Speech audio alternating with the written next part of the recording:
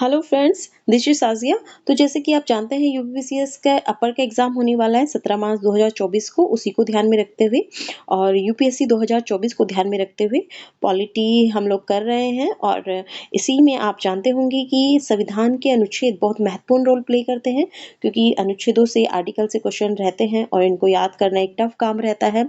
और उसका केवल एक ही ऑप्शन है कि आप बार बार उसे देखें, पढ़ें, याद करें। तो इसलिए कुछ महत्वपूर्ण अनुच्छेदों को लेकर हम आज आपके सामने उपस्थित हुए हैं। तो ठीक है, हम अपनी क्लास स्टार्ट करते हैं फिर आज की। और ये जो अनुच्छेद है, ये केवल यही पॉलिटी के जो अनुच्छेद हैं, ये फिर केवल यूपीएससी या यूपीपीसीएस के लिए ही इम्पोर्टेंट नहीं है, बल्कि अदर स्टेट पीसीएस जैसे BPSC, RPSC, MPPSC, Uttarakhand PSC, सभी के लिए बहुत महत्वपूर्ण है। तो ठीक है, तो आपको बार बार देखनी है ये क्लास। और ठीक है, तो हम अपनी क्लास की ओर बढ़ते हैं फिर। तो भारतीय संविधान में वर्तमान में 468 अनुच्छेद हैं, और लेकिन मूलतः जो अनुच्छेद थे वो 395 थे। और जो अतिरिक्त अनुच्छेद जोड़े गए हैं वो मूल अनुच्छेदों में का खा गा लगाकर जोड़ा गया है। यानी कि पहले 395 अनुच्छेद थे, अभी 468 हो गए हैं। और भारतीय संविधान में जो भाग थे वो मूल मूल पाठ में 22 भाग थे, और जिनकी संख्या बढ़कर अभी कितनी हो गई है, तो ये हो गई है 25। तो भाग 22 थे और जिनकी संख्या बढ़कर हो गई है 25। और इसी प्रकार अनुसूचियां 8 थी और उनकी संख्या बढ़कर हो गई है 12। तो 395 अनुच्छेद थे जो 468 हो गए हैं। भाग जो थे 22 थे जो 25 हो गए हैं, और अनुसूचियां 8 थी जो बढ़कर 12 हो गई हैं। ठीक है, तो कुछ महत्वपूर्ण अनुच्छेदों को देखते हैं। इसमें जो अनुच्छेद फर्स्ट है वो कहता है कि भारत राज्यों का संघ होगा। भारत राज्यों का संघ होगा, ये अनुच्छेद फर्स्ट या पहला अनुच्छेद ये कहता है। दूसरा अनुच्छेद कहता है कि नए राज्यों को भारत में शामिल करना।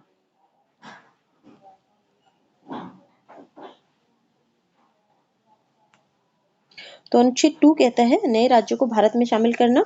अनुच्छेद 3 कहता है नए राज्यों का गठन। अनुच्छेद 3 दोनों में क्या डिफरेंस है? दोनों में डिफरेंस ये है कि अगर भारत किसी नए क्षेत्र को विजित करता है और किसी क्षेत्र को विजित करता है और उस क्षेत्र को एक नए राज्य के रूप में भारतीय भूभाग में सम्मिलित करता है, तो वो अनुच्छेद 2 के तहत होगा, यानी कि नए राज्यों को भारत में शामिल करना। और अगर किसी पहले से ही उपस्थित राज्य को अगर भारत विभाजित करके अन्य राज्य में बदलता है, नए राज्यों का गठन करता है, तो वो अनुच्छेद 3 के तहत होगा। जैसे आंध्र प्रदेश का विभाजन करके तेलंगाना एक नया राज्य बनाया गया है, तो अनुच्छेद 3 के तहत बनाया गया है। ठीक है, उसी प्रकार अनुच्छेद 14 जो है वो विधि के समक्ष समता की बात करता है, यानी कि विधि के समक्ष सभी समान हैं। अनुच्छेद 17 जो है अस्पृश्यता के अंत की बात करता है। अनुच्छेद 22 में है गिरफ्तारी और निरोध से संरक्षण। ठीक है, अनुच्छेद 36 से 51 तक नीति निदेशक तत्व है। ठीक, और इसी प्रकार अनुच्छेद 39 ये क्या कहता है? अनुच्छेद 39 ये कहता है समान न्याय और निःशुल्क विधिक सहायता। समान न्याय और निःशुल्क विधिक सहायता यानी कि सभी को समान न्याय उपलब्ध कराने के लिए, गरीबों को भी निःशुल्क विधिक सहायता, यानी सभी को निःशुल्क विधिक सहायता उपलब्ध कराने के लिए है। नीति निदेशक तत्व है ये अनुच्छेद 39 से, क्योंकि मैंने पहले ही बताया कि 36 से 51 तक नीति निदेशक तत्व यानी डीपीएसपी का विस्तार है, प्रावधान है। ठीक है,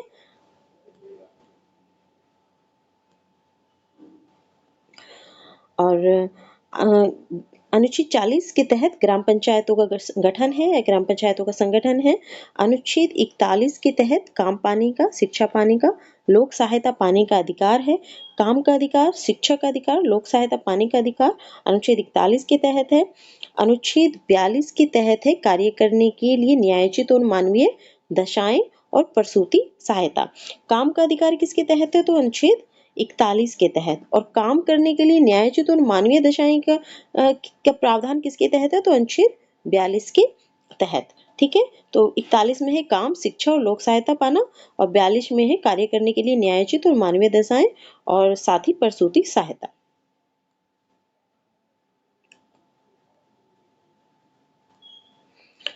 इसी प्रकार अनुच्छेद 44 में जो है वो समान नागरिक संहिता है। अभी आप जानते होंगे कि भारत में कई राज्यों में, मतलब कई में नहीं, 2 राज्यों में अभी समान नागरिक संहिता लागू है। कहाँ-कहाँ पर है? गोवा में पहले से ही समान नागरिक संहिता है और लागू है, और उत्तराखंड एक नया राज्य, उत्तराखंड ने अभी हाल ही में समान नागरिक संहिता राज्य में लागू की है। ठीक है, उत्तराखंड। तो समान नागरिक संहिता की जो बात की गई है वो अनुच्छेद 44 में है। ठीक, अनुच्छेद 45 क्या कहता है? तो अनुच्छेद 45 कहता है शैशवपूर्व देखभाल और 6 वर्ष से कम आयु के बच्चों के लिए शिक्षा की व्यवस्था। शैशवपूर्व देखभाल और 6 वर्ष से कम आयु के बच्चों के लिए शिक्षा की व्यवस्था। देखिए फ्रेंड्स, यूपीपीसीएल 2022 में एक क्वेश्चन पूछा गया था, जिसमें पूछा गया था कि बच्चों की शिक्षा के बारे में कहाँ-कहाँ प्रावधान है। तो बच्चों की शिक्षा के बारे में जो प्रावधान है वो 3 जगह है भारतीय संविधान में, मूल अधिकारों में, मौलिक कर्तव्यों में और डीपीएसपी में भी, यानी कि नीति निर्देशक तत्वों में भी। तो मूल अधिकारों की अगर बात करें तो अनुच्छेद 21 का के तहत 6 से 14 वर्ष के आयु के बच्चों की को निशुल्क शिक्षा उपलब्ध कराने का प्रावधान है। 21 का यानी 21 ए के तहत, ठीक है, अनुच्छेद 21 ए के तहत ये हुआ मूल अधिकार। मौलिक कर्तव्य की बात करें तो 51 का में ही 51 का क्या 11वां या 12वां वो सॉरी 10वां या 11वां भाग है, 11वां जो मूल कर्तव्य है उसके तहत 6 से 14 वर्ष के आयु के बच्चों को निशुल्क शिक्षा उपलब्ध कराना माँ बाप का या गार्जियन का कर्तव्य बताया गया है। तो ये मौलिक कर्तव्यों में हुआ, और ये डीपीएसपी में हुआ अनुच्छेद 45 के तहत, ठीक है, कि शैशवपूर्व देखभाल और 6 से कम आयु वर्ष के बच्चों के लिए शिक्षा की व्यवस्था। तो ये 6 से कम आयु के वर्ष के बच्चों के लिए है। अनुच्छेद 45 में जो है ये शैशवपूर्व देखभाल और 6 से कम आयु के बच्चों के लिए शिक्षा की व्यवस्था है। तो 3 जगह भारतीय संविधान में 3 जगह बच्चों की शिक्षा के लिए बात की गई है। ठीक, अनुच्छेद 50 क्या कहता है? तो कार्यपालिका का न्यायपालिका से पृथककरण। ठीक है, तो अनुच्छेद 50 है कार्यपालिका का न्यायपालिका से पृथककरण। अनुच्छेद 48 क्या कहता है? अनुच्छेद 48 है कृषि और पशुपालन के संगठन से संबंधित। अनुच्छेद 48 कृषि और पशुपालन के संगठन से संबंधित है। ठीक है, तो जिस रूप में ये फ्रेंड्स लिखे गए हैं उसी रूप में आपको याद करना है, क्योंकि कई बार ज्यादातर जो क्वेश्चन में लैंग्वेज पूछी जाती है संविधान से ऐसी उठा के दे दी जाती है, तो इसी रूप में याद करना है आपने। तो अनुच्छेद 48 है कृषि और पशुपालन के संगठन से संबंधित। अनुच्छेद 54 क्या कहता है? तो भारत के राष्ट्रपति का निर्वाचन जो है वो अनुच्छेद 54 में है। ठीक है,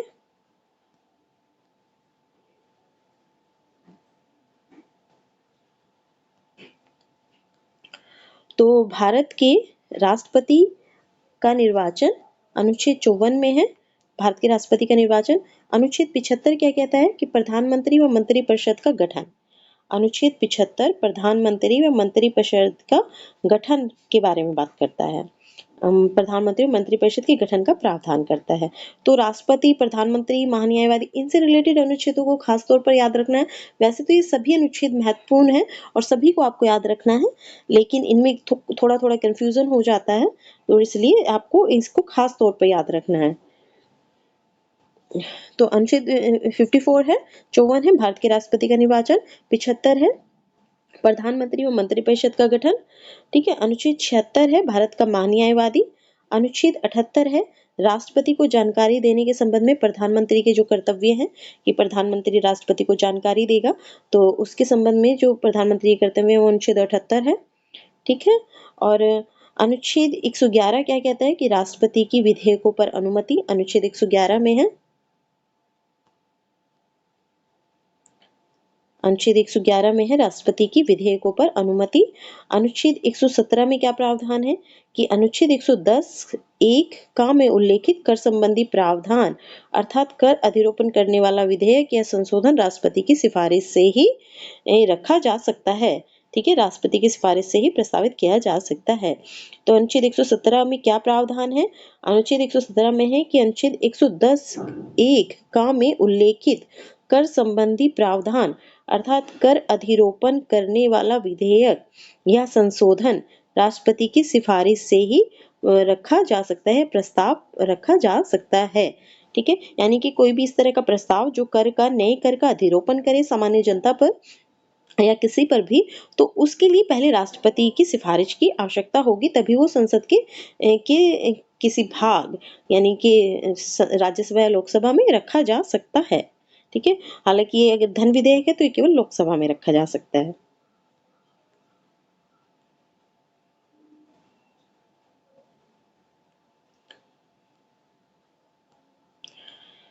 तो ये हो गया कि इस तरह का संशोधन राष्ट्रपति की सिफारिश से पुरस्थापित या प्रस्तावित किया जाएगा, अन्यथा नहीं।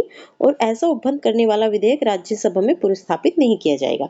कर अधिरोपण की बात जब करेगा तो वो एक धन विधेयक हो जाएगा, और इसलिए ये राज्यसभा में पुरस्थापित नहीं किया जाएगा, क्योंकि धन विधेयक जो है केवल लोकसभा में पुरस्थापित किए जाते हैं, प्रस्तावित किए जाते हैं, तो इसलिए केवल लोकसभा में ही पुरस्थापित होगा ये। ठीक है। अनुच्छेद 119 क्या कहता है, तो वो याद रखना है कि वो कर अधिरोपण से संबंधित अनुच्छेद कौन सा था, तो 117, अनुच्छेद 117। ठीक है। अनुच्छेद 119 में क्या है कि संसद में वित्तीय कार्य संबंधी प्रक्रिया का विधि द्वारा विनियमन। अनुच्छेद 119 में है संसद में वित्तीय कार्य संबंधी जो प्रक्रिया है उसका विधि द्वारा विनियमन। तो ये वित्तीय कार्य जो भी होंगे संसद में, वो वित्तीय कार्य संबंधी जो भी प्रक्रिया होगी उसका विधि द्वारा विनियमन होगा। ठीक है, यानी कि कोई विधि बनाई जाएगी और उस विधि के तहत ही वित्तीय कार्य संबंधी प्रक्रिया का विनियमन होगा। ठीक है, तो अनुच्छेद 119 में ही ये। अनुच्छेद 121 क्या है, तो उच्चतम न्यायालय उच्च न्यायालय के किसी न्यायाधीश के संबंध में संसद में चर्चा पर निर्बंधन। ठीक है, तो अनुच्छेद 121 क्या कहता है, तो अनुच्छेद 121 कहता है कि उच्चतम न्यायालय का न्यायाधीश हो या उच्च न्यायालय के न्यायाधीश हो, उनके संबंध में संसद में चर्चा पर निर्बंधन, यानी कि संसद में किसी भी उच्चतम न्यायालय या उच्च न्यायालय के किसी भी न्यायाधीश के बारे में चर्चा नहीं हो सकती। ठीक है, अनुच्छेद 121 कहता है ये। ठीक,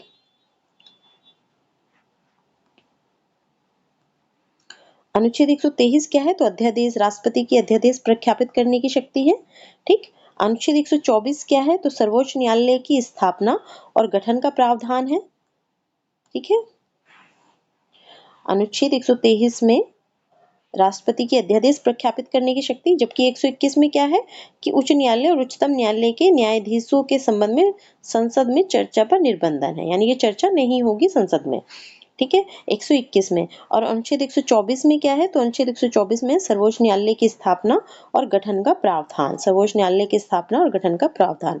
अनुच्छेद 131 में क्या है, तो सर्वोच्च न्यायालय का आरंभिक क्षेत्राधिकार, आरंभिक क्षेत्राधिकार कहते हैं इसको, और इसको प्रारंभिक क्षेत्राधिकार, मतलब दोनों सेम ही है।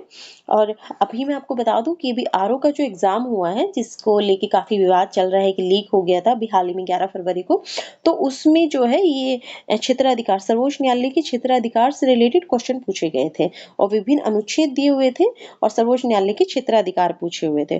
तो आपको ये याद रखना है। आपको एक या दो भी याद रह जाता है ना, तो आप यकीन मानिए आप उससे बाकी क्वेश्चन भी कर लेते हैं। ठीक है, क्योंकि एक या दो से भी कई बार मैचिंग हो जाता है क्वेश्चन का। तो अनुच्छेद 131 क्या है, तो सर्वोच्च न्यायालय का आरंभिक क्षेत्राधिकार। ठीक है, अनुच्छेद 148 क्या है, तो नियंत्रण और महालेखा, भारत का नियंत्रक और महालेखा परीक्षक। ठीक है, कैग के बारे में कहाँ प्रावधान है, तो अनुच्छेद 148 में। अनुच्छेद 148 में भारत कैग है, भारत का नियंत्रण और मालिका परीक्षक। अनुच्छेद 155 में क्या है, तो राज्यपाल की नियुक्ति। देखिए, अनुच्छेद 54 में था राष्ट्रपति का निर्वाचन। ठीक है, 75 में था प्रधानमंत्री और मंत्रिपरिषद की नियुक्ति। अनुच्छेद 155 में है राज्यपाल की नियुक्ति। ये महत्वपूर्ण संवैधानिक प्रावधान है, इसलिए मैं आपको ये रिपीट कर रही हूँ बार बार। जैसे 148 में था कैग, अनुच्छेद 76 में यानी 76 में था महान्यायवादी। ठीक है, तो 155 में है राज्यपाल की नियुक्ति। इसी प्रकार अनुच्छेद 164 में है मुख्यमंत्री एवं मंत्रिपरिषद की नियुक्ति। देखिए, अनुच्छेद 75 में था प्रधानमंत्री और मंत्रिपरिषद की नियुक्ति। अनुच्छेद 75 में था प्रधानमंत्री और मंत्रिपरिषद की नियुक्ति, और अनुच्छेद 164 में है मुख्यमंत्री और मंत्रिपरिषद की नियुक्ति। ठीक है, 75 में प्रधानमंत्री और मंत्रिपरिषद की नियुक्ति और अनुच्छेद 164 में मुख्यमंत्री और मंत्रिपरिषद की नियुक्ति। ठीक, अनुच्छेद 165 में है राज्य के महाधिवक्ता की नियुक्ति संबंधी प्रावधान। राज्य के महाधिवक्ता की नियुक्ति संबंधी प्रावधान अनुच्छेद 165 में। और महान्यायवादी के संबंध में प्रावधान किसमें है? तो अनुच्छेद 76 में। और महाधिवक्ता जो राज्य का कानूनी सलाहकार होता है, मुख्य कानूनी सलाहकार, वो उसका प्रावधान है अनुच्छेद 165 में। तो केंद्र में है 76 अनुच्छेद और राज्य में है अनुच्छेद 165, जिसमें राज्य के महाधिवक्ता की नियुक्ति संबंधी प्रावधान है। ठीक है। राज्य विधानसभाओं की संरचना का उल्लेख किसमें है? तो अनुच्छेद 170 में। राज्य विधानसभाओं की संरचना का उल्लेख है अनुच्छेद 170 में। देखिए, राज्य विधानसभाओं की संरचना का उल्लेख है 170 में और राज्य विधान परिषद की संरचना का उल्लेख है 169 में, 169 में। ठीक है। तो राज्य विधानसभाओं की संरचना का उल्लेख अनुच्छेद 170 में और राज्य विधान परिषद की संरचना यानी कि गठन और उसका उत्सादन यानी कि हटाना। ठीक है। विधान परिषद का गठन करना या स्थापना करना या उसको हटाना, दोनों अनुच्छेद 169 में है। ठीक है। अनुच्छेद 215 क्या है? तो उच्च न्यायालय का अभिलेख न्यायालय होना है। तो ये सारे याद रखने हैं ये, क्योंकि ये इस तरह के क्वेश्चन जैसे मैंने बताया कि पूछ लिया गया था कि अनुच्छेद 131 के तहत जिस तरह से उच्चतम न्यायालय के सर्वोच्च न्यायालय का आरंभिक क्षेत्राधिकार है। तो अनुच्छेद 215 क्या है? तो उच्च न्यायालय का अभिलेख न्यायालय होना, उच्च न्यायालय का, हाई कोर्ट का अभिलेख न्यायालय होना। अनुच्छेद 222 क्या है? तो किसी न्यायाधीश का एक उच्च न्यायालय से दूसरे उच्च न्यायालय में अंतरण। ठीक है। अब अभी आपको याद होगा अनुच्छेद 124 में क्या था? तो 124 में था सर्वोच्च न्यायालय की स्थापना, गठन का प्रावधान था। ठीक है। सर्वोच्च न्यायालय की संरचना और गठन का प्रावधान था अनुच्छेद 124 में। देखिए, 100 से रिलेटेड जब कोई बात होगी, जैसे 124 के बाद से जो भी अनुच्छेद है वो ज्यादातर 124, 131, 32, 36 इस तरह की ज्यादातर अनुच्छेद जो है सर्वोच्च न्यायालय से रिलेटेड है। और 200 के ऊपर के जो अनुच्छेद है, मतलब 215 से तो हम याद कर रहे हैं, ये उच्च न्यायालय से है। ये केवल मैंने उच्च न्यायालय और उच्चतम न्यायालय का आप डिफरेंस कर पाए केवल इसलिए बताया है। ठीक है। तो 215 जो है उच्च न्यायालय का अभिलेख न्यायालय है, होना है। अनुच्छेद 222 के तहत है किसी न्यायाधीश का एक उच्च न्यायालय से दूसरे उच्च न्यायालय में अंतरण। ठीक है। अनुच्छेद 226 क्या है? तो विशेष रिट जारी करने की उच्च न्यायालय की शक्ति है। और सर्वोच्च न्यायालय को यह शक्ति कौन से अनुच्छेद के तहत प्राप्त हुई है? तो अनुच्छेद 32 के तहत। ठीक है, जिसे संवैधानिक उपचारों का अधिकार भी कहा जाता है। तो अनुच्छेद 226 के तहत विशेष रिट जारी करने की उच्च न्यायालय की शक्ति। अनुच्छेद 227 के तहत सभी न्यायालयों के अधीक्षण की उच्च न्यायालय की शक्ति। ठीक है। तो एक बार फिर से देख लीजिए इसको। अनुच्छेद 215 उच्च न्यायालय का अभिलेख न्यायालय होना। अनुच्छेद 222 किसी न्यायाधीश का एक उच्च न्यायालय से दूसरे उच्च न्यायालय में अंतरण। अनुच्छेद 226 उच्च न्यायालय की रिट जारी करने की शक्ति। अनुच्छेद 227 सभी न्यायालयों के अधीक्षण की उच्च न्यायालय की शक्ति। ठीक है। इसी प्रकार अनुच्छेद 245 क्या है? तो संसद द्वारा राज्य विधानमंडल द्वारा बनाई गई विधियों का विस्तार। संसद द्वारा और राज्य विधानमंडल द्वारा बनाई गई विधियों का विस्तार है अनुच्छेद 245 में। संसद कोई विधि बनाती है और राज्य विधानमंडल कोई विधि बनाते हैं, तो उन विधियों का विस्तार कहाँ कहाँ, कैसे कैसे, किन क्षेत्रों में होगा, ये कौन सा अनुच्छेद बताता है? ये अनुच्छेद 245 बताता है। ठीक है। यानी कि विधायी शक्तियों का एक तरह से वितरण है ये। वित्त आयोग अनुच्छेद 280 के तहत है क्या है? तो वित्त आयोग का गठन है। अनुच्छेद 312 के तहत क्या है? तो अखिल भारतीय सेवाएं है 312 के तहत। और अनुच्छेद 315 के तहत है संघलोक सेवा आयोग यानी यूपीएससी। ठीक है। तो अनुच्छेद 280 वित्त आयोग, अखिल भारतीय सेवाएं जो है 312 और संघ लोक सेवा आयोग की का गठन है अनुच्छेद 315। अनुच्छेद 318 में लोक सेवा आयोग के सदस्यों और कर्मचारियों की सेवा शर्तों के बारे में प्रावधान है। 318 में क्या है? लोक सेवा आयोग के सदस्यों और कर्मचारियों की सेवा शर्तों के बारे में उपबंध है। ठीक है। संघ लोक सेवा आयोग के बारे में प्रावधान है 315 में और 318 में है लोक सेवा आयोग के सदस्यों और कर्मचारियों की सेवा शर्तों के बारे में उपबंध।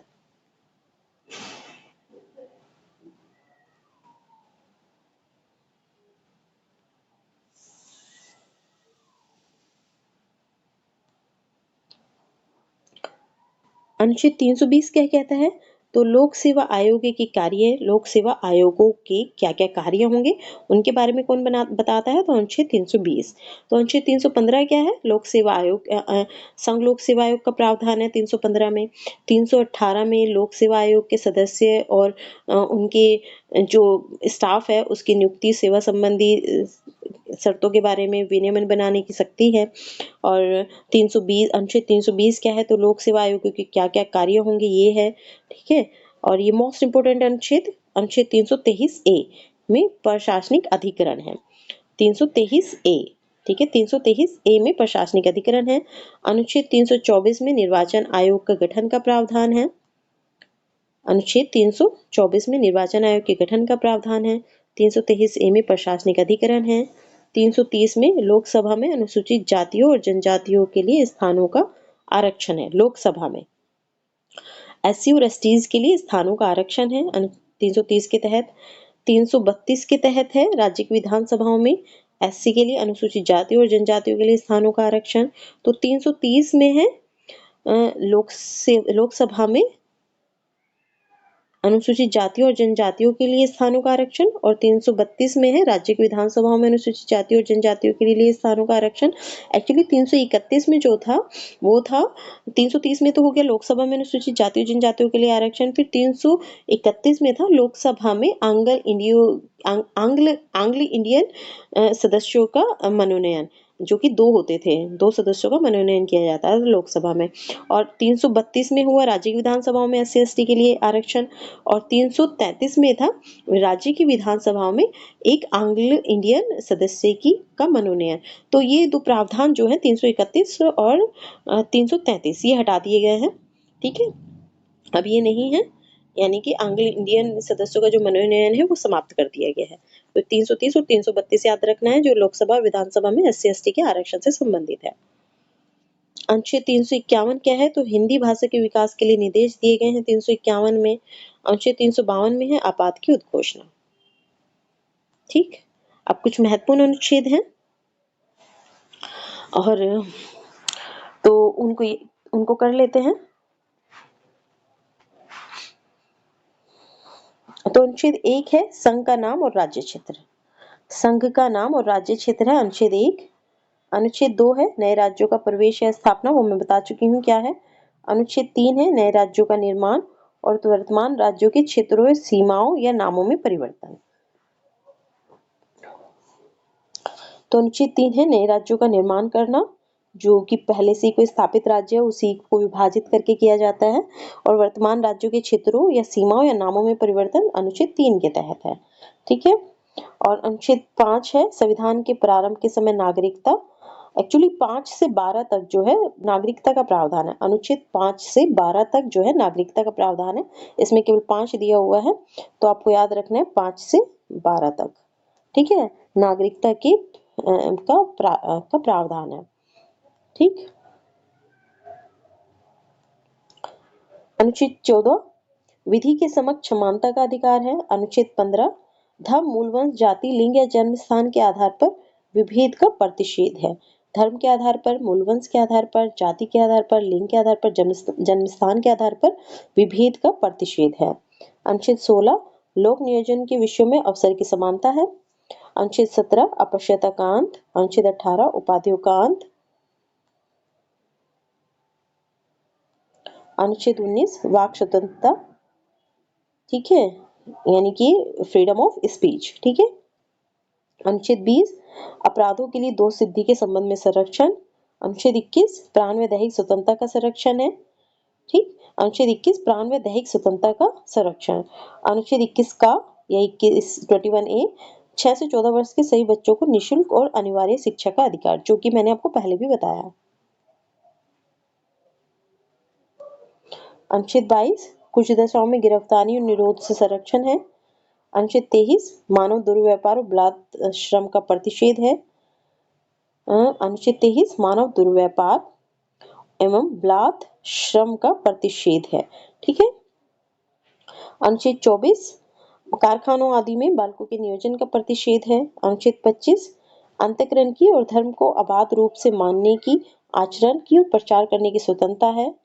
ठीक है, तो धार्मिक स्वतंत्रता किसमें दी गई है? अनुच्छेद 25 से 28 तक। 25 से 28 तक है धार्मिक स्वतंत्रता। अनुच्छेद 19 अल्पसंख्यक वर्गों के हितों का संरक्षण।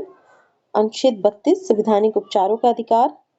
अनुच्छेद 39 राज्य द्वारा अनुसरणीय कुछ नीति तत्व। ठीक है, नीति निर्देशक तत्व जो है वो भारतीय संविधान में 36 से अनुच्छेद 36 से 51 तक उनका विस्तार है। तो 39 जो है राज्य द्वारा अनुसरणीय कुछ नीति तत्व है, और 39 ए मैंने जो आपको बताया था वो था समान न्याय और निःशुल्क न्याय प्रदान करने के लिए। ठीक है, निःशुल्क न्याय की व्यवस्था, समान और निःशुल्क न्याय की व्यवस्था का प्रावधान है 39 है। हाँ, तो आगे दिया हुआ ही है अनुच्छेद 39 का समान न्याय और निःशुल्क विधिक सहायता उपलब्ध कराना। अनुच्छेद 40 ग्राम पंचायतों की स्थापना। अनुच्छेद 41 कुछ दशाओं में काम, शिक्षा और लोक सहायता पाने का अधिकार। और अनुच्छेद 42 क्या था? देखिए, आप इसे ऐसे याद रख सकते हैं कि 41 में काम पाने का अधिकार है, तो ये 42 में है काम की मानवोचित न्यायोचित दशाएं उपलब्ध कराने का प्रावधान। तो वैसे अन्य प्रावधान भी है, लेकिन सिर्फ याद रखने की दृष्टि से मैं आपको बता रही हूँ कि 41 में है कुछ दशाओं में काम, शिक्षा और लोक सहायता पाने का अधिकार। तो अनुच्छेद 42 में है काम की मानवोचित और न्यायोचित दशाएं और साथ ही प्रसूति सहायता का प्रावधान। ठीक है, अनुच्छेद 43 का सहकारी समितियों का संवर्धन। मोस्ट इंपोर्टेंट है, ये मोस्ट इंपोर्टेंट है, बहुत पूछा जाता है। 43 का सहकारी समितियों का संवर्धन, डीपीएसपी है ये, कि राज्य सहकारी समितियों का संवर्धन करेगा 43 खा के तहत। ठीक है, अनुच्छेद 44 नागरिकों के लिए एक समान सिविल संहिता, यूनिफॉर्म सिविल कोड का प्रावधान है।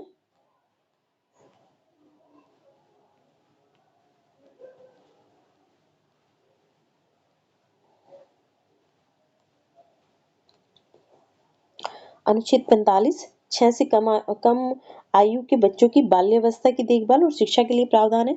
देखिए, अगर बात की जाए 6 से 14 वर्ष के बच्चों की आयु की शिक्षा के लिए प्रावधान, 6 से 14 वर्ष के आयु के बच्चों की शिक्षा के लिए प्रावधान, तो वो मौलिक अधिकारों में यानी कि 21 का में है और मौलिक कर्तव्यों में है उसका प्रावधान। लेकिन 6 से कम आयु के बच्चों की बाल्यावस्था की देखभाल और शिक्षा के लिए जो प्रावधान है वो अनुच्छेद 45 में है। ठीक है, अनुच्छेद 48 का पर्यावरण का संरक्षण और संवर्धन, वन एवं वन्य जीवों की रक्षा। और 48 में क्या था? तो 48 में कृषि और पशुपालन से संबंधित प्रावधान थे। अनुच्छेद 48 में कृषि और पशुपालन से संबंधित प्रावधान थे। और 48 का में क्या है? तो ये कृषि होगा, पशुपालन होगा, तो नेचर को थोड़ा फायदा होगा, तो 48 का आप ऐसे भी याद रख सकते हैं कि पर्यावरण का संरक्षण, संवर्धन, वन एवं वन्य जीवों की रक्षा। ठीक है, 48 का में। अनुच्छेद 50 है कार्यपालिका से न्यायपालिका का पृथक्करण। 51 है अंतर्राष्ट्रीय शांति और सुरक्षा की अभिवृद्धि। तो अनुच्छेद 51 अंतर्राष्ट्रीय शांति और सुरक्षा की अभिवृद्धि, और 50 में क्या था?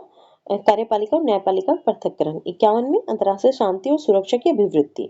51 का में मूल कर्तव्य जो कि हमने सोवियत संघ से लिए हैं, और स्वर्ण सिंह समिति की सिफारिशों के आधार पर 42वें संविधान संशोधन के माध्यम से इनको भारतीय संविधान में शामिल किया गया है।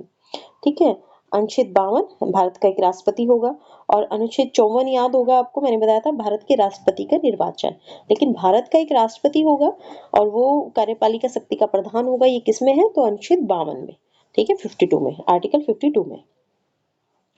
तो अनुच्छेद 52 या आर्टिकल 52 भारत का राष्ट्रपति होगा। अनुच्छेद 54 राष्ट्रपति का निर्वाचन। अनुच्छेद 55 राष्ट्रपति के निर्वाचन की पद्धति। 54 में है राष्ट्रपति का निर्वाचन, हाँ ठीक है, और 55 में है, अनुच्छेद 55 में राष्ट्रपति के निर्वाचन की पद्धति।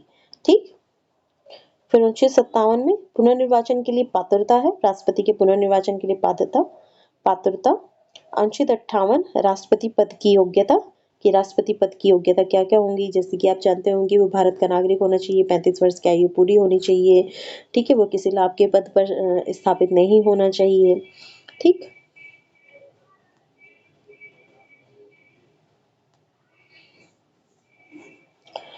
तो 52 में है अनुच्छेद भारत का राष्ट्रपति, 54 में है निर्वाचन, 55 में है निर्वाचन की पद्धति, राष्ट्रपति के निर्वाचन की पद्धति, 57 में है पुनर्निर्वाचन के लिए पात्रता, अनुच्छेद 58 में है राष्ट्रपति पद की योग्यता, अनुच्छेद 60 में है राष्ट्रपति द्वारा शपथ या प्रतिज्ञान, राष्ट्रपति द्वारा शपथ या प्रतिज्ञान, अनुच्छेद 61 में है राष्ट्रपति पर चलाई जाने वाली महाभियोग प्रक्रिया, राष्ट्रपति पर चलाई जाने वाली महाभियोग प्रक्रिया अनुच्छेद 61 में है। तो ये राष्ट्रपति के जो भी अनुच्छेद हैं उनको पूरी तरह से रट लीजिएगा। ठीक है, मैं फिर से एक बार रिवाइज करवा दे रही हूँ। 52 में भारत का राष्ट्रपति होगा, 55 में भारत के राष्ट्रपति का निर्वाचन, 55 में निर्वाचन की पद्धति, 57 में पुनर्निर्वाचन के लिए पात्रता, 58 में राष्ट्रपति पद की योग्यता, अनुच्छेद 60 में राष्ट्रपति द्वारा शपथ या प्रतिज्ञा, 61 में राष्ट्रपति पर चलाई जाने वाली महाभियोग की प्रक्रिया।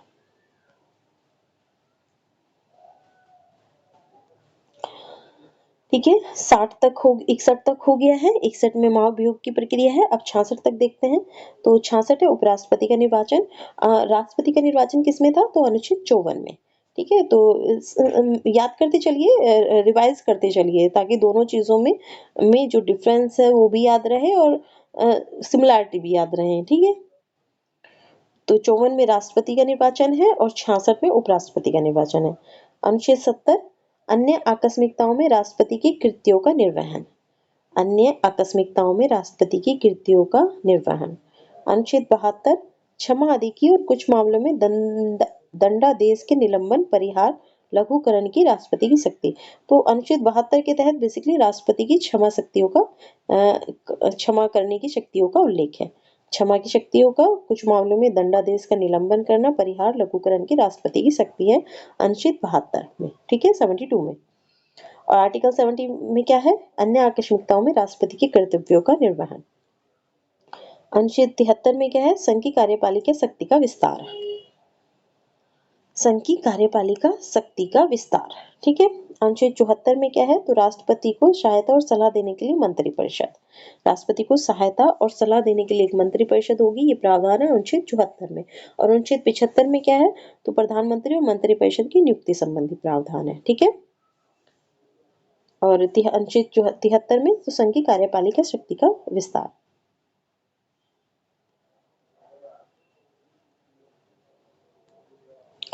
तो हम देख चुके थे कि अनुच्छेद 75 में है कि 75 में या 75 में है कि प्रधानमंत्री और मंत्रिपरिषद की नियुक्ति। तो 75 देखते हैं।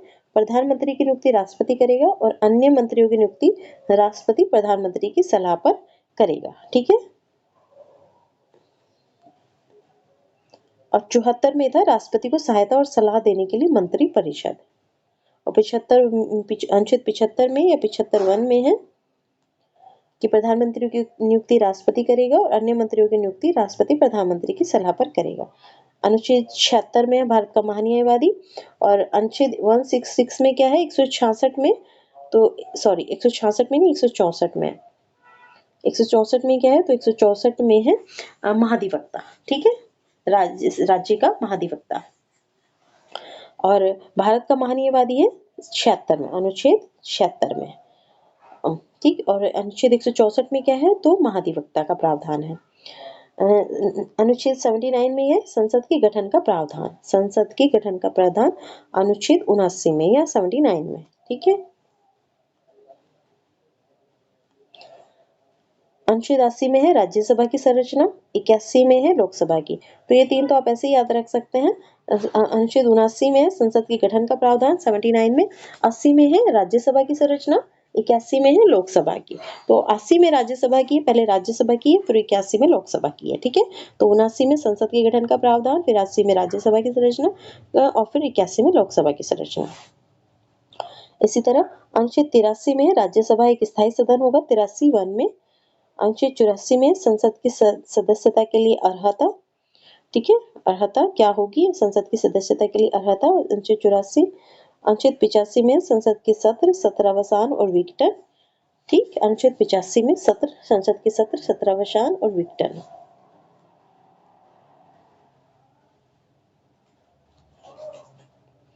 अनुच्छेद 101 में है लोकसभा अध्यक्ष द्वारा अपने निर्णायक मत का प्रयोग।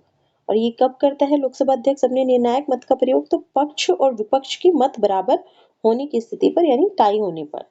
जब पक्ष के भी उतने ही मत पड़े हों, विपक्ष के भी उतने ही मत पड़े हों, तो टाई होने पर लोकसभा अध्यक्ष अपने निर्णायक मत का प्रयोग करेगा। और ये किस अनुच्छेद के तहत है? तो यह अनुच्छेद 101 के तहत, ठीक है, 101 के तहत, ठीक।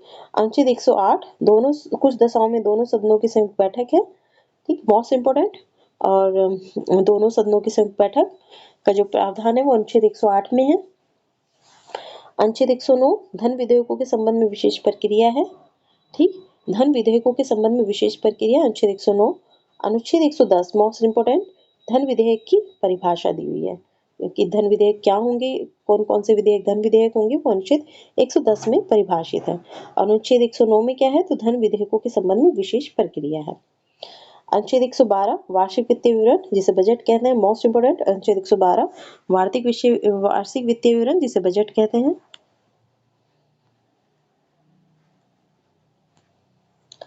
अनुच्छेद 117 तो वित्त विधेयकों के बारे में विशेष उपबंध है।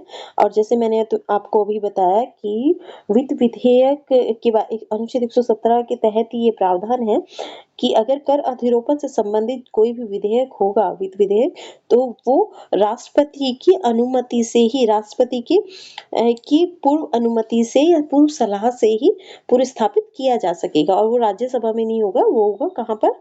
तो केवल लोकसभा में, यानी कि वो धन विधेयक होगा, ठीक। तो अनुच्छेद 117 के तहत है वित्त विधेयकों के बारे में विशेष उपबंध। अनुच्छेद 122 है तो न्यायालय द्वारा संसद की कार्यवाहियों की जांच न करना, न्यायालय द्वारा संसद की कार्यवाहियों की जांच न किया जाना, अनुच्छेद 122 है। अनुच्छेद 123 मोस्ट इंपोर्टेंट, ये अध्यादेश राष्ट्रपति के अध्यादेश प्रख्यापित करने की शक्ति है, ठीक है, अनुच्छेद 123।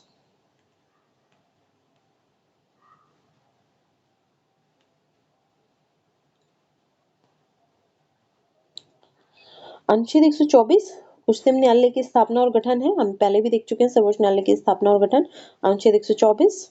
अनुच्छेद 129 तो उच्चतम न्यायालय का अभिलेख न्यायालय होना है, हमने पीछे उच्च न्यायालय का अभिलेख न्यायालय होना देखा था, ठीक है, जो कि 222 में था कि उच्च न्यायालय का अभिलेख न्यायालय किस कौन सा अनुच्छेद है? तो 222। और उच्चतम न्यायालय का अभिलेख न्यायालय होना कौन सा अनुच्छेद है? तो अनुच्छेद 129, ठीक, अनुच्छेद 129। अनुच्छेद 137 उच्चतम न्यायालय की पुनर्विलोकन की शक्ति, ठीक है, रिव्यू की शक्ति, जुडिशियल रिव्यू जिसको बोलते हैं, उच्चतम न्यायालय की पुनर्विलोकन की शक्ति जो है अनुच्छेद 137 के तहत है। और ये हमने पुनर्विलोकन की शक्ति उच्चतम न्यायालय की कहाँ से ली है? तो यूएसए से, ठीक है, यूएसए से लिए हमने ये। और उच्चतम न्यायालय की पुनर्विलोकन की शक्ति किसके तहत है? तो अनुच्छेद 137 के तहत, ठीक।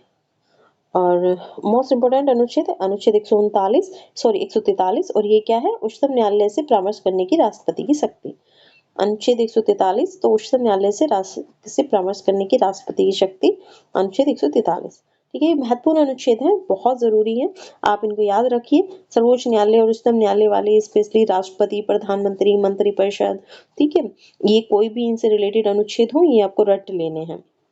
तो अनुच्छेद 124 है उच्चतम न्यायालय की स्थापना गठन, 129 है उच्चतम न्यायालय का विलेख न्यायालय होना, अनुच्छेद 137 है उच्चतम न्यायालय की पुनर्विलोकन की शक्ति, 143 राष्ट्रपति की उच्चतम न्यायालय से परामर्श करने की शक्ति।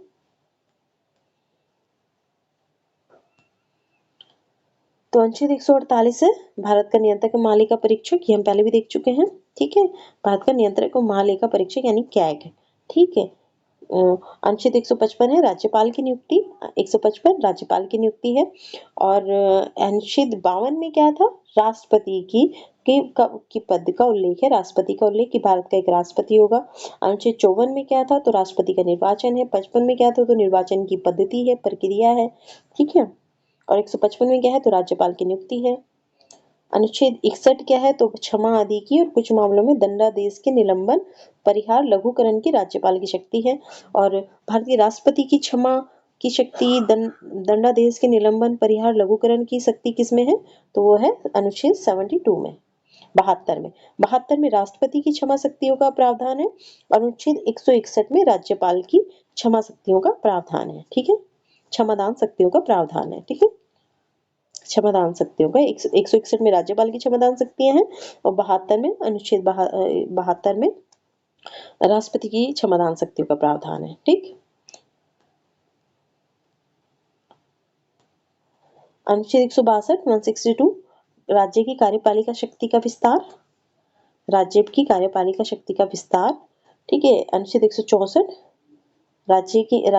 राज्यपाल द्वारा राज्य मुख्यमंत्री की नियुक्ति और मुख्यमंत्री की सलाह पर अन्य मंत्रियों की नियुक्ति, यानी कि मुख्यमंत्री और मंत्रिपरिषद की नियुक्ति कौन से अनुच्छेद के तहत है, तो अनुच्छेद 164 के तहत है। और केंद्र में कौन से अनुच्छेद के तहत थी, तो वो थी अनुच्छेद 75 के तहत, प्रधानमंत्री और मंत्रिपरिषद की नियुक्ति। और राज्य में 164 के तहत कि राज्यपाल द्वारा मुख्यमंत्री की नियुक्ति और मुख्यमंत्री की सलाह पर अन्य मंत्रियों की नियुक्ति। अच्छा, अनुच्छेद 165 में है राज्य का महाधिवक्ता। मैं शायद ऊपर आपको गलत बता गई, 164 वो 164 नहीं था, 165 है। तो अनुच्छेद 165 में है राज्य का महाधिवक्ता। और अनुच्छेद 76 में है राज्य का केंद्र का महान्यायवादी। ठीक है, महान्यायवादी। तो राज्य का महाधिवक्ता 165 में, अनुच्छेद 165 में है। तो अनुच्छेद 169 में राज्यों में विधान परिषदों के उत्साधन या सृजन, उत्साधन यानी कि स्थापना, उत्साधन यानी कि समाप्ति और सृजन यानी कि स्थापना। तो विधान परिषदों का उत्साधन या सृजन किसमें, अनुच्छेद 169 में। अनुच्छेद 170 में क्या है, तो विधान सभाओं की संरचना। ठीक है, विधान सभाओं की संरचना। और विधान परिषदों का उत्साधन या सृजन 169। अनुच्छेद 174 क्या है, तो राज्यपाल द्वारा राज्य विधानमंडल के समय समय पर सत्र बुलाने, उसका सत्रावसान करने और विधानसभा को विघटित करने का अधिकार। ठीक है,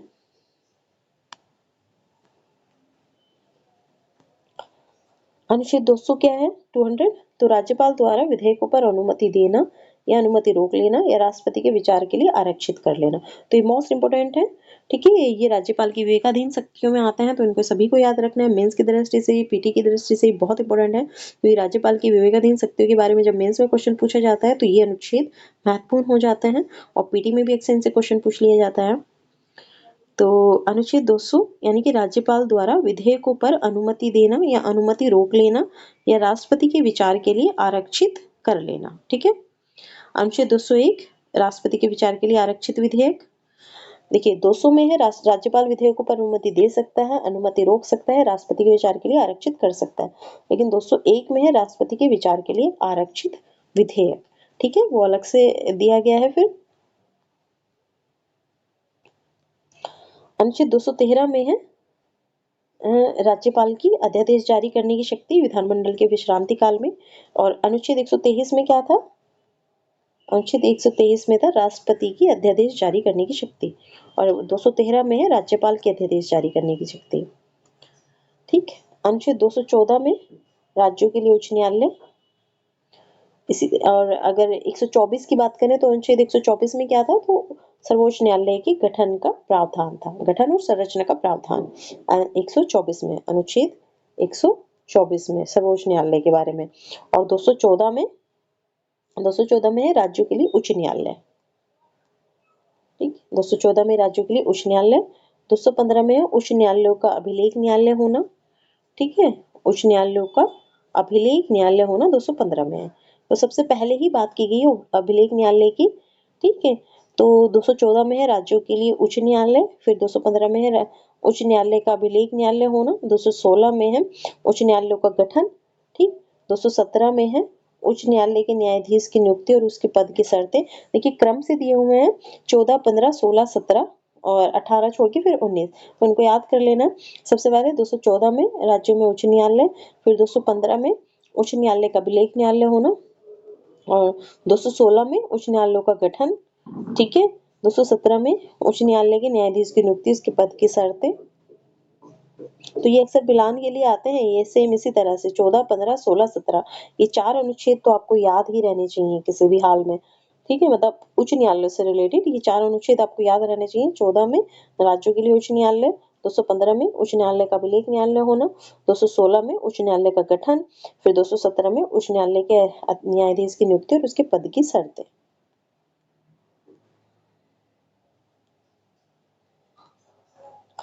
अनुच्छेद 219 उच्च न्यायालय के न्यायाधीशों द्वारा शपथ या प्रतिज्ञान, शपथ या प्रतिज्ञान। अनुच्छेद 224 226 सॉरी अनुच्छेद 226 उच्च न्यायालय की रिट निकालने की शक्ति। ठीक, अनुच्छेद 231 दो या दो से अधिक राज्य के लिए एक ही उच्च न्यायालय की स्थापना, याद रखना है, ये मोस्ट इंपोर्टेंट है। दो या दो से अधिक राज्यों के लिए एक ही उच्च न्यायालय की स्थापना अनुच्छेद 231 के तहत है। ठीक है, दो या दो से अधिक राज्यों के लिए एक ही उच्च न्यायालय की स्थापना। अनुच्छेद 233 जिला न्यायाधीशों की नियुक्ति। अनुच्छेद 239 संघ राज्य क्षेत्रों का प्रशासन। अनुच्छेद ये भी मोस्ट इंपोर्टेंट है। अनुच्छेद 239 संघ राज्य क्षेत्रों का प्रशासन और अनुच्छेद 239 ए 239 ए इसके तहत क्या है, तो इसके तहत है दिल्ली और एनसीआर के क्षेत्र का प्रशासन संबंधी प्रावधान। ठीक है, और अनुच्छेद 239 संघ राज्य क्षेत्रों का प्रशासन और अनुच्छेद 239 ए इसके तहत है दिल्ली और एनसीआर की संघ राज्य क्षेत्र के प्रशासन संबंधी प्रावधान। और अनुच्छेद 233 जिला न्यायाधीशों की नियुक्ति और ये मोस्ट इंपोर्टेंट 231 दो या दो से अधिक राज्यों के लिए एक ही उच्च न्यायालय होना।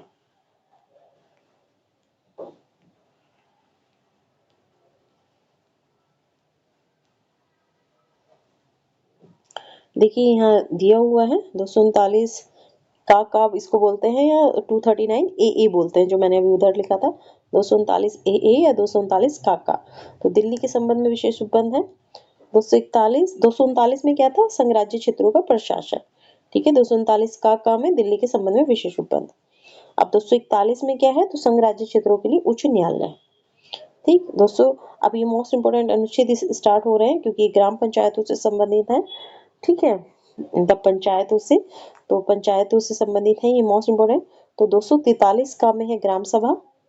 ठीक, 243 में है ग्राम सभा, 243 का में 243 का में है, या 243 अनुच्छेद का ख ग झ इसी में है सारे पंचायतों से रिलेटेड अनुच्छेद, तो ये याद रखने हैं। तो 243 का में है ग्राम सभा, 243 खा में है पंचायतों का गठन। ठीक है, 243 गा में है पंचायतों की संरचना, 243 घा में है पंचायतों के स्थानों का आरक्षण। इसको आप ए बी सी डी ऐसे भी याद कर सकते हैं। ठीक है, हिंदी वर्णमाला से या इंग्लिश वर्णमाला से किसी से भी याद कर लीजिए, बस एक क्रम आपको याद रहना चाहिए। जैसे 243 का में ग्राम सभा, 243 खा में ग्राम पंचायतों का गठन, 243 खा में ग्राम पंचायतों का गठन, 243 गांव में या बी सी में पंचायतों की संरचना। पहले ग्राम सभा है, फिर पंचायतों का गठन है, फिर पंचायतों की संरचना है, फिर 243 खा में पंचायतों के स्थानों का आरक्षण है, पंचायतों में स्थानों का आरक्षण है, फिर 243 झा में यानी ई 243 ई में पंचायतों के वित्तीय मामलों पर सिफारिश करने के लिए राज्य द्वारा वित्त आयोग गठित करने का प्रावधान है। तो ये इंपॉर्टेंट है। फिर से देख लीजिए, 243 का में ग्राम सभा है, 243 खा में पंचायतों का गठन है, 243 गा में यानी कि सी में पंचायतों की संरचना है, 243 खा में पंचायतों में स्थानों का आरक्षण है, 243 झा में यानी ई 243 एफ 243 एफ।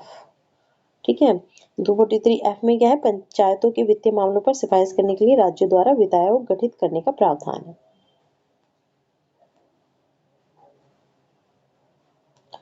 243 टा में पंचायतों के लिए निर्वाचन है।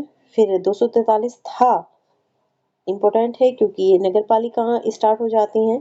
ठीक है, तो 243 था में नगर पालिकाओं का गठन है और पंचायतों का गठन किसमें था, तो पंचायतों का गठन था 243 खा में। ठीक है, खा में 243 243 बी में। ओके, और 243 या 243 का में जो है वो ग्राम सभा है। ठीक है, और नगर पालिकाओं का गठन है 243 था में। ठीक, और 243 या का में नगर पालिकाओं के लिए निर्वाचन है, 243 या घा में जिला योजना के लिए समिति है, और 243 या झा में सहकारी समितियों का निगमन है। ये मोस्ट इंपोर्टेंट है, इसे याद रखना है।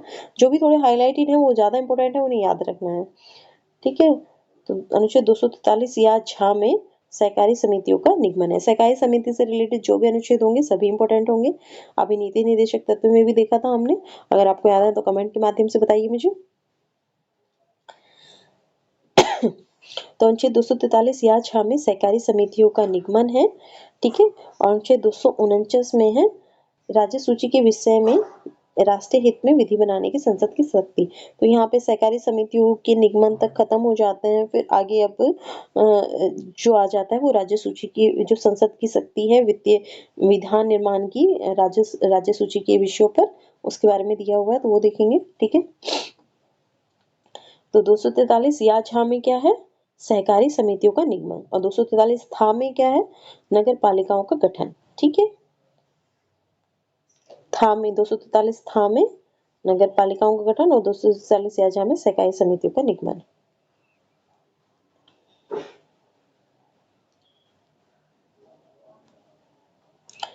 तो अनुच्छेद 249 में है राज्य सूची के विषय में राज्य सूची के विषय के संबंध में राष्ट्रीय हित में विधि बनाने की संसद की शक्ति है। राज्य सूची पर आप जानते हैं राज्य विधानमंडल विधान बना सकता है, लेकिन राज्य सूची के विषय पर राष्ट्रीय हित में विधि संसद भी विधि बना सकती है। और ये विधि राष्ट्रीय हित में संसद की विधि बनाने की शक्ति जो है राज्य सूची पर, वो कौन से अनुच्छेद में है, तो अनुच्छेद 249 में, 249 में।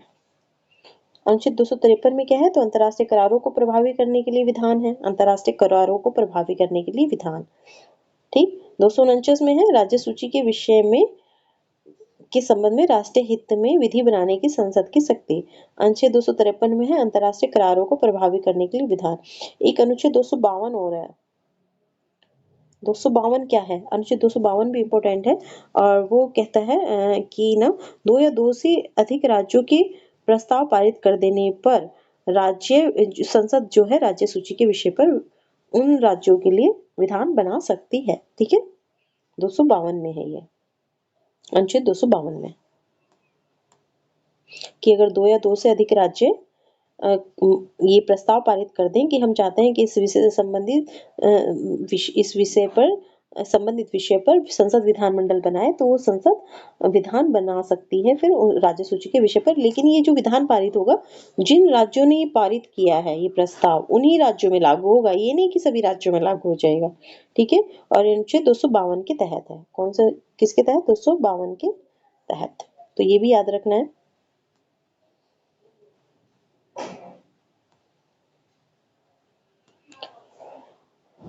मोस्ट इंपोर्टेंट अनुच्छेद स्टार्ट हो रहे हैं अभी। अनुच्छेद 262 अंतरराज्यिक नदियों या नदी दूनों के जल के संबंधी विवादों का निर्णय। बेसिकली अंतरराज्यीय जल परिषद कहते हैं इसको। अंतरराज्यीय जल परिषद का गठन का जो प्रावधान है 262 में है। या तो अंतरराज्यीय जल परिषद दिया हुआ हो, या फिर इस तरह से कि अंतरराज्यीय नदियों या नदी दूनों के जल संबंधी विवादों का न्याय निर्णय, यह अनुच्छेद 262 के तहत है।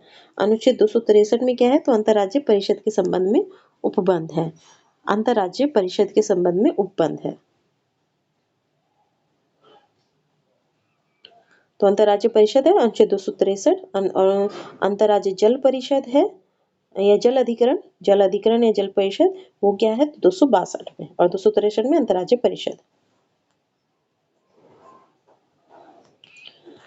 नेक्स्ट है अनुच्छेद 266 में है भारत और राज्यों की संचित निधियां और लोक लेखे के बारे में प्रावधान है।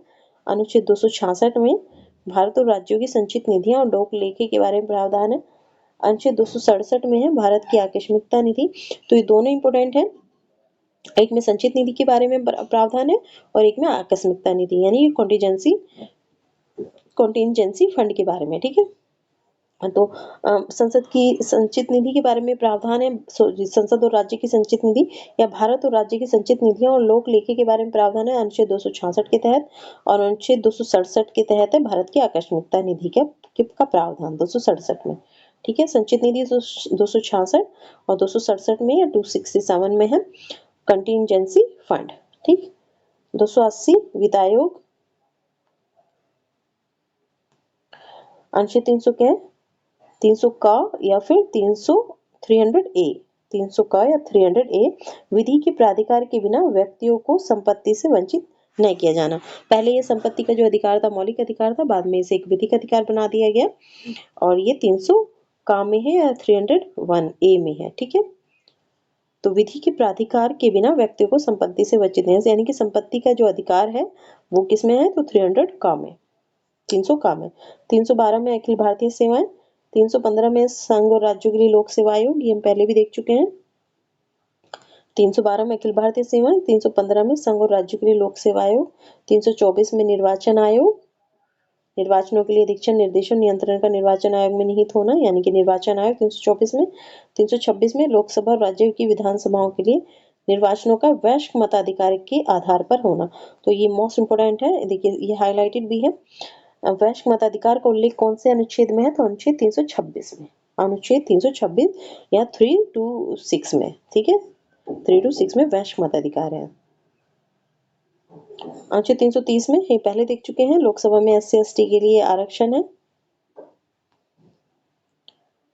331 में है, लोकसभा में आंग्ल भारतीय समुदाय का प्रतिनिधित्व, तो ये खत्म कर दिया है जैसे कि मैंने बताया। तो 104वें संविधान संशोधन अधिनियम 2019 द्वारा निष्प्रभावी है, तो अभी ये अनुच्छेद नहीं है, ठीक है, अभी ये अनुच्छेद नहीं है भारतीय संविधान में, ये निष्प्रभावी कर दिया गया है 104वें संविधान संशोधन अधिनियम 2019 द्वारा, ठीक है, 104वें, ओके।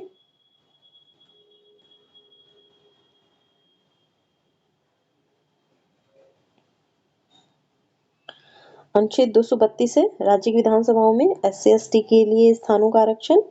33 है, राज्य की विधानसभाओं में आंग्ल भारतीय समुदाय का प्रतिनिधित्व, तो ये भी समाप्त कर दिया गया है 104वें संविधान संशोधन अधिनियम 2019 द्वारा निष्प्रभावी, ठीक है। तो अनुच्छेद 331 और 333 तो ये निष्प्रभावी हो गए हैं। मोस्ट इंपोर्टेंट अनुच्छेद हाईलाइटेड भी हैं।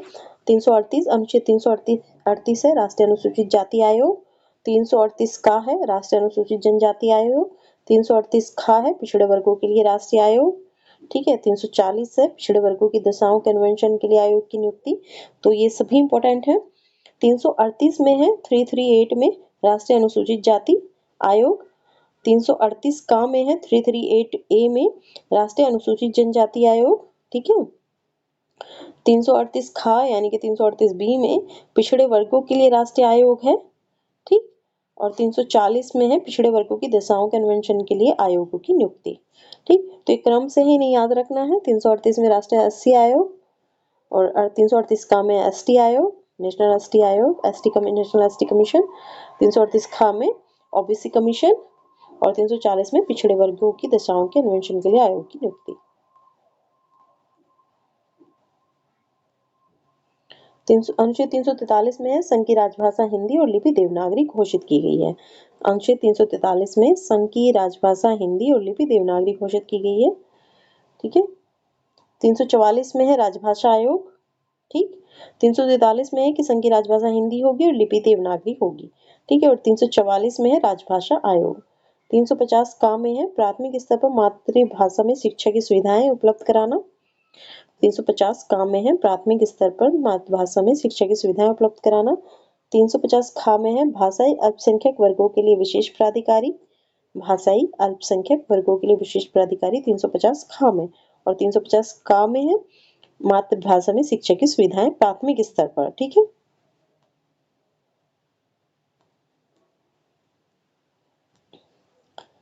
अनुच्छेद 352 है, राष्ट्रीय आपात की घोषणा युद्ध या बाह्य आक्रमण या सतत विद्रोह की स्थिति में, ठीक है। राष्ट्रीय आपात की घोषणा युद्ध व बाह्य आक्रमण या सशस्त्र विद्रोह की स्थिति में। 356 में है राज्यों में संवैधानिक तंत्र के विफल हो जाने की दिशा में उपबंध यानी कि राष्ट्रपति शासन है ये 356 में। और राष्ट्रपति शासन आप जानते होंगे जब राज्यों में संवैधानिक तंत्र विफल हो जाता है तभी लगाया जाता है, तो राष्ट्रपति शासन है ये। और 352 में राष्ट्रीय आपातकाल है, 356 में राष्ट्रपति शासन है, 360 में वित्तीय आपातकाल है।